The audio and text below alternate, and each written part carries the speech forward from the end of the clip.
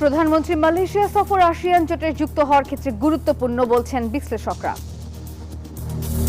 দক্ষিণ পূর্ব এশিয়ার দেশগুলোর সাথে যে সম্পর্ক পুনর্নির্মাণের ওটাকে একটু ধারাবাহিকতা আমি বর্তমান প্রধানমন্ত্রী যে মালয়েশিয়াতে যাচ্ছেন ওদের ধারাবাহিকতা আমি দেখতে চাচ্ছি।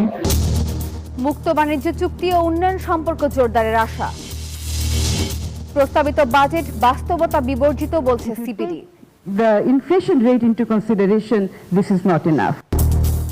কম আয়ের মানুষের উপর বাড়বে করের চাপ, টেকসই অর্থনীতি গড়তে সময় চাইলেন অর্থমন্ত্রী। আমি আশা করছি থার্ড ইয়ারে গিয়ে ইকোনমি উচ্চারণ করলাম। এবং ফরিদপুরে পদ্মার পানি বেড়ে নর্থ চ্যানেল ইউনিয়নে ভাঙন, নদী গর্ভে বিলীন কয়েকশো হেক্টর ফসলি জমি ও বসতভিটা, ব্যবস্থা নেওয়ার আশ্বাস পানি উন্নয়ন বোর্ডের। আমন্ত্রণ ব্যবসা বাণিজ্য আর অর্থনীতির সবশেষ খবর নিয়ে নিউজ 24 এর নিয়মিত আয়োজন পূবালী ব্যাংক পিএলসি বিজনেস টাইমে। সাথে আছি আমি নাফিসা হক। সংবাদ শিরোনাম দেখছিলেন, এবারে জানিয়ে দেব পুরো খবর। প্রধানমন্ত্রী মালয়েশিয়া সফরের মাধ্যমে পূর্ব ও দক্ষিণ পূর্ব এশীয় অঞ্চলের দেশগুলোর সঙ্গে সম্পর্ক উন্নয়নের নতুন যাত্রা শুরু করলো বাংলাদেশ। আর বিশ্লেষকরা বলছেন এই সফর আসিয়ান জোটে বাংলাদেশে যুক্ত হওয়ার পথে গুরুত্বপূর্ণ ভূমিকা রাখবে। মুক্ত বাণিজ্য চুক্তির মাধ্যমে দেশটির সাথে বাণিজ্য ঘাটতি কমিয়ে আনা এবং শ্রমবাজার খোলার বিষয়টিও গুরুত্ব পাবে এই সফরে। হোসেন শাহাদাত জানাচ্ছেন এ নিয়ে বিস্তারিত।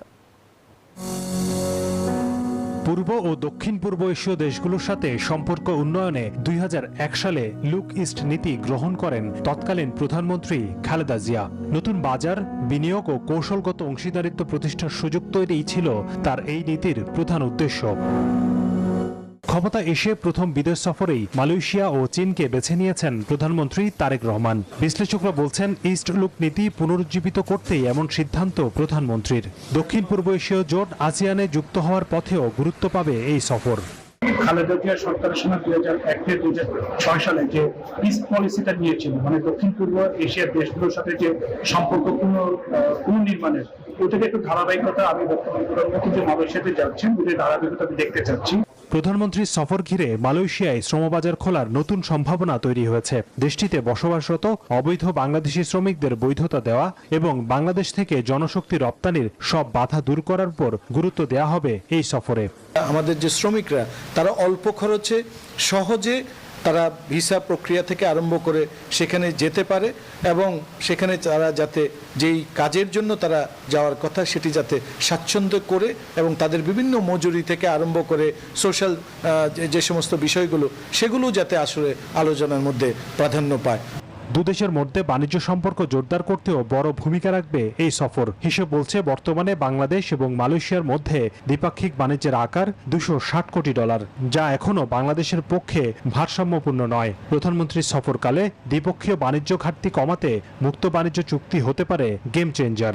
মালয়েশিয়ান এফডিআই বাংলাদেশে আসার কথা দীর্ঘদিন থেকে শুনছি, সেটি একটি গুরুত্বপূর্ণ বিষয় আলোচনায় আসবে। 2 দিনের এই সফরে বেশ কিছু সমঝোতা স্মারক স্বাক্ষর হওয়ার কথা রয়েছে।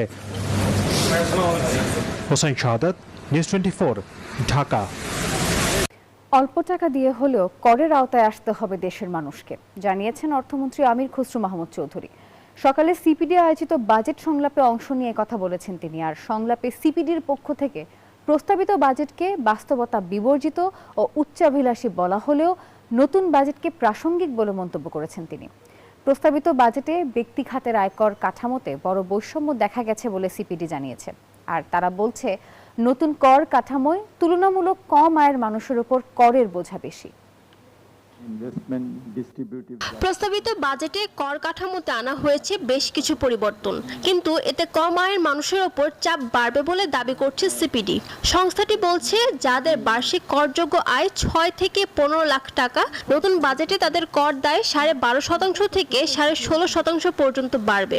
বিপরীতে 30 লাখ টাকার বেশি আয়কারীদের বাড়বে মাত্র 7.5%। Tax free income threshold from 3,50,000 to 3,75,000. But if you take the inflation rate into consideration, this is not enough.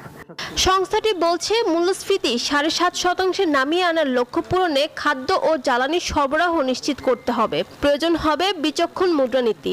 অর্থনীতিবিদরা বলেন বাজেটের আকারের চেয়ে এর বাস্তবায়ন সক্ষমতা বাড়ানোতে বেশি গুরুত্ব দিতে হবে।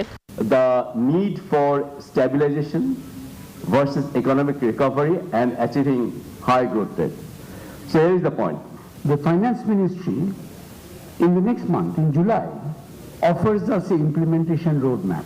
এ সময় জ্বালানি সংকট দ্রুত সমাধান ও ব্যবসার পরিবেশ সহজ করার দাবি জানান ব্যবসায়ীরা।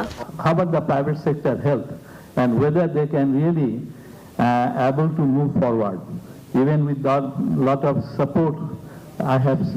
We have listened and you have seen on the papers. উৎস কর কর্তনকে বাধ্যতামূলক ন্যূনতম কর হিসাবে বিবেচনা না করে অগ্রিম কর হিসাবে গণ্য করা হবে এবং অতিরিক্ত পরিশোধিত উৎসে কর ফেরত প্রদানের ব্যবস্থা করার প্রস্তাব করা হয়েছে। তবে অর্থনীতিকে শক্ত ও টেকসই অবস্থানে ফিরিয়ে আনতে 2 বছর সময় চাইলেন অর্থমন্ত্রী। আসলের মধ্যে আমরা যেটা বলছি যে ভঙ্গুর অর্থনীতি থেকে স্থিতিশীলতা থেকে প্রসপ্যারিটি, সমৃদ্ধি। আমি আশা করছি থার্ড ইয়ারে গিয়ে ইকোনমি উইল টার্ন অ্যারাউন্ড। এছাড়া ব্যবসার পরিবেশ ও জীবনযাত্রা সহজ করতে সরকার নিয়মকানুন শিথিল করার পথে হাঁটছে বলে জানান অর্থমন্ত্রী। বাংলায় বলতে হবে।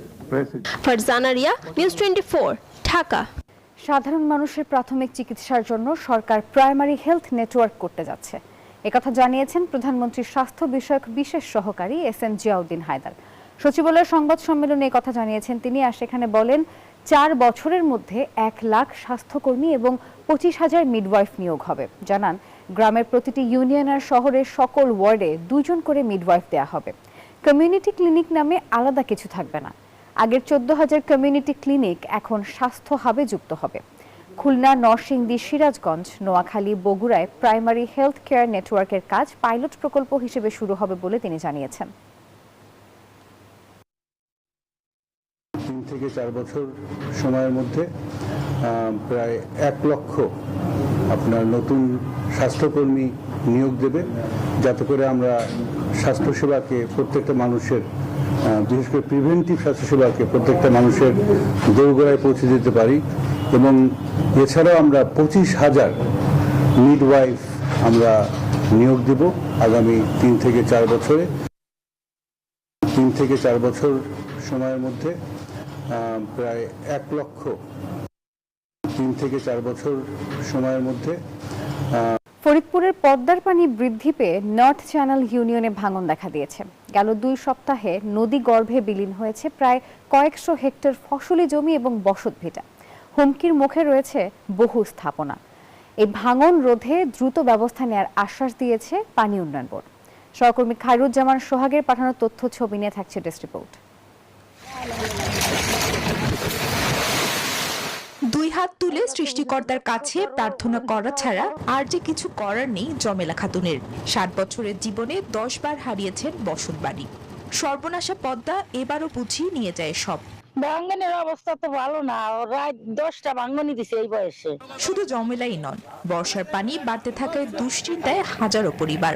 ফরিদপুর সদর উপজেলার নর্থ চ্যানেল ইউনিয়নে পদ্মার পাড়ের অগণিত মানুষের এই একই অবস্থা। গেল 3 বছর আগে বাড়িঘর ভাঙ্গে এখানে আসার পর এখন আবার মনে করেন বাড়িঘর ধরছে গাঙ্গে। এখানে নদীর ওই পাশে আমাকে বাড়ি আসলো, 3 ভাঙ্গন নদীর পাড়ে আছে। রাইতে ঘুম পরে পারি নেই, শস্য কইরে সব সময় চাপ ভাঙ্গি। তোর ভয়ের ভিতর আছে ভাই, এই নদী ভাঙতেছে। ইতিমধ্যে 2 সপ্তাহে নদী গর্ভে বিলীন হয়েছে কয়েকশো হেক্টর ফসলি জমি, বসতভিটা ও মসজিদ। হুমকির মুখে রয়েছে প্রাথমিক বিদ্যালয়, মাদ্রাসা, আশ্রয়ণ প্রকল্পের ঘর, যোগাযোগের একমাত্র ব্রিজ সহ বহু স্থাপনা। আয়ের একমাত্র ফসলি জমি হারিয়ে দিশেহারা ভাঙন কবলিত মানুষ। ফসল সব নিয়ে যাইতেছে নদীতে ভাঙ্গা, আমরা বউ বাচ্চা পোলাপান এখন কি খাওয়াবো? ভাই ভাঙনে অনেক ক্ষয়ক্ষতি হইতেছে, এই যে ফসল ছিল সব ফসল ভাঙিয়ে নিয়ে গেছে। স্থানীয়রা জানান রাতের আধারে অপরিকল্পিতভাবে নদী থেকে বালু উত্তোলন করা হয়, যা নদী ভাঙনের অন্যতম কারণ বলে মনে করছেন। এরা রাতের আধারে রাত 10টার পরে এসে ফজর আজান দেওয়া পর্যন্ত বালি কাটে। আমরা কিছু বলতে পারি না, আমরা কিছু বলতে গেলে আমাদের ভয়ভীতি দেখা। প্রয়োজনীয় ব্যবস্থা গ্রহণের আশ্বাস দিলেন পানি উন্নয়ন বোর্ডের এই কর্মকর্তা। প্রতি বছরই এটাকে জিও ব্যাগ দিয়ে একটা আপৎকালীন ব্যবস্থা হিসেবে এটা রক্ষা করার একটা উদ্যোগ আমরা নিয়ে থাকি। এর ধারাবাহিক অংশ হিসেবে এই বছরও আমাদের একটা প্রস্তুতি রয়েছে। যদি ভাঙনের তীব্রতা বাড়ে এবং জনগণের জানমাল, সহায় সম্বল, রাস্তাঘাট, স্কুল কলেজ এইগুলো যদি ক্ষতি হওয়ার সম্ভাবনা থাকলে আমরা সেখানে আপৎকালীন ব্যবস্থা নেব। ভাঙন রোধে দ্রুত কার্যকরী পদক্ষেপ গ্রহণ না করলে ইউনিয়নের 3টি ওয়ার্ড মানচিত্র থেকে হারিয়ে যাবে বলে মনে করছেন স্থানীয়রা। Desk report, news 24। দর্শক, Pubali bank PLC business time এখনকার মতো এই পর্যন্তই। সঙ্গে থাকার জন্য ধন্যবাদ সবাইকে।